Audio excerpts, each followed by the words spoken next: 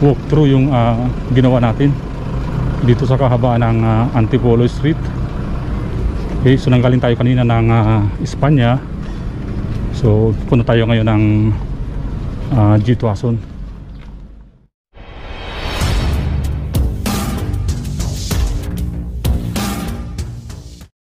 Isa na namang mapagpalang araw sa ating lahat. At muli nandito tayo ngayon sa kahabaan ng Espanya Boulevard upang maghatid naman po sa inyo ng panibagong update patungkol po dito sa itinatayong NLEX SLEX connector. Okay, at dito nga po sa kanto ng Espanya at ng Antipolo Street ay mayroon na po ditong itinayo silang bagong kolong.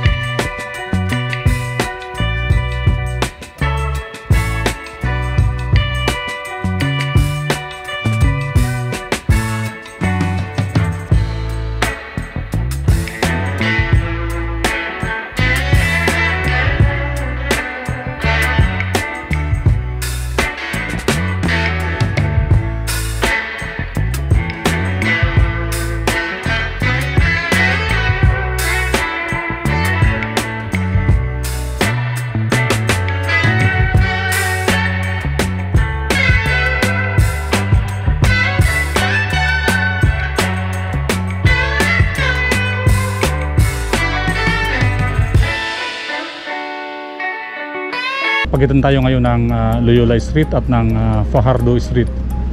Okay, so dito po ay marami na po silang naitayong kulong. Ayan. So nasa isa, dalawa, tatlo, apat na kulong na ang naitayo dito sa pagitan ng Loyola Street at ng Fajardo Street. Ayan o, nakabalot sila ng plastic. Ayan, subali apat na kulong ang nakatayo po dito sa pagitan ng Fajardo Street at ng Loyola Street. Pero dito po sa mismong panulukan ng Fajardo Street ay may butas pa rin po dito. Subali po 5 ang itatayo po nilang kulong po dito.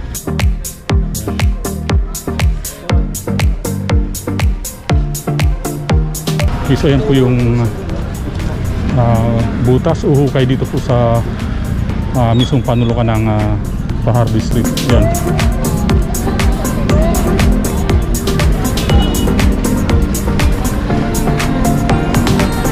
Okay, so tumawid tayo ngayon ng Fajardo Street. Okay, so yung kulong po dito, ayan o. So halos nasa tabi po ng mga kabahayan dito po sa kahabaan ng Antipolo Street. So, ayan po, yung pangalawang kulong dito po sa pagtawid ng Fajardo Street.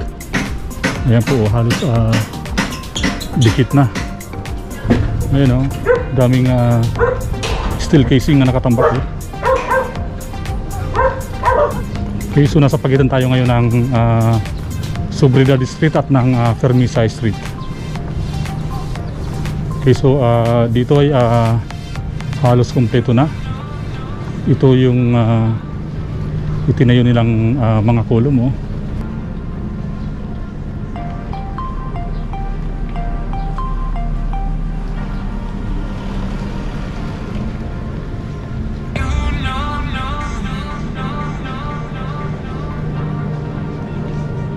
So napaka-kitid na po ng daanan po dito. Ayan. Nilagyan po kasi nila ito ng concrete barrier. Okay. So kahit po tricycle ay hindi po kayang dumaan po dito. So bali po ang pwede pong dumaan dito sa tao lang at bisikleta, motorsiklo. Ayan, so bali walk through yung ginawa natin dito sa kahabaan ng Antipolo Street. Okay, so nanggaling tayo kanina ng Espanya. So punta tayo ngayon ng G. Tuason. Ayan, so dito rin pala ay marami pa rin pong mga nakatambak na rebarcade. So ayan. So ito naman po yung kanto ng Fermisay Street. Ayan. Yan yung mga rebarcades, oh.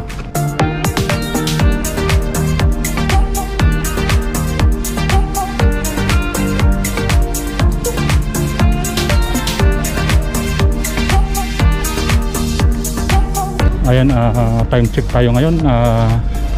2 o'clock po ng hapon.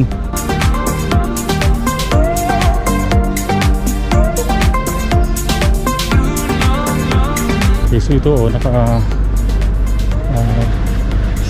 natakpan ng trapal itong mga ibang rebarcades, oh.